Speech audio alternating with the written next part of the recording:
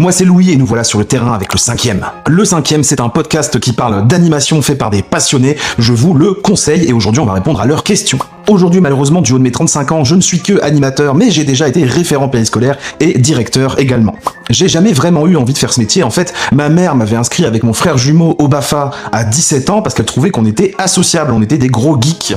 L'histoire qui m'a le plus marqué, c'est l'histoire des guêpes, mais j'en ai déjà parlé en vidéo, donc je vais en dire une autre. C'était tout simplement un midi en périscolaire, une petite fille en CE1 qui tombe et qui avait des lunettes, et elle s'est en fait rentrée une partie de ses lunettes dans son crâne. Il y avait du sang partout, ça pissait le sang comme j'ai jamais vu de ma vie. En fait, personne n'arrivait à s'en occuper parce que c'était trop, quoi. Et comme j'étais le référent et que moi, le sang, ça va, ça me fait pas peur, finalement, c'est moi qui m'y suis collé, mais tous mes collègues m'ont lâchement abandonné. Et le plus compliqué dans cette situation, c'était pas de forcément soigner la petite parce que là on pouvait pas faire grand chose, fallait juste faire en sorte qu'elle reste éveillée, mais c'était aussi de gérer tous les autres enfants en fait. Donc il faut des gens pour gérer les autres enfants, il faut aussi des gens pour appeler les pompiers, pour accueillir les pompiers, il faut quelqu'un qui s'occupe de la petite.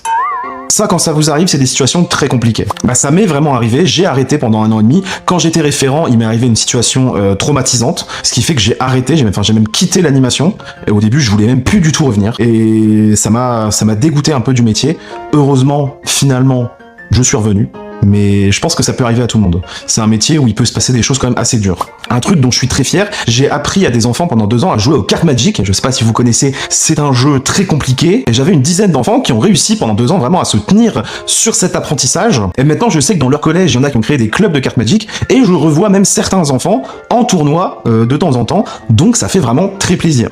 Quand tu arrives à partager vraiment une passion à des enfants, c'est quand même quelque chose de magnifique. Astuce toute simple, mais se mettre à hauteur d'enfant. Voilà, si tu veux parler à un enfant et qui t'écoute et qui a un respect mutuel, qui a une compréhension, se mettre à sa hauteur, qu'il soit en colère, triste ou quoi que ce soit, c'est un peu un cheat code. Une erreur qui m'a fait grandir, c'est qu'au début, et même je crois qu'il y a encore beaucoup de gens qui le font aujourd'hui, c'est que je me concentrais énormément sur les enfants turbulents, ceux qui nous testent, ceux qui nous énervent. Et du coup, je consacrais pas forcément mon énergie sur les enfants qui, eux, m'écoutaient et me respectaient. Donc aujourd'hui, je fais tout l'inverse, les leaders négatifs, ce que j'appelle les enfants qui veulent faire n'importe quoi, et ben je les laisse un peu tomber, je les laisse un peu sur le côté en disant ouais c'est bien, vas-y, ouais ok, vas-y, fais ton truc, moi je vais m'occuper de ceux qui m'écoutent et qui me respectent. Et en faisant ça, au bout d'un moment, les enfants qui t'écoutent pas ou qui te respectent pas, et ben vont revenir vers toi. Il y a l'éducation parentale, il y a l'éducation nationale, donc en gros les profs et ta famille, et l'éducation populaire, c'est tout ce qui est à côté. Tous les autres adultes qui sont amenés à s'occuper d'enfants.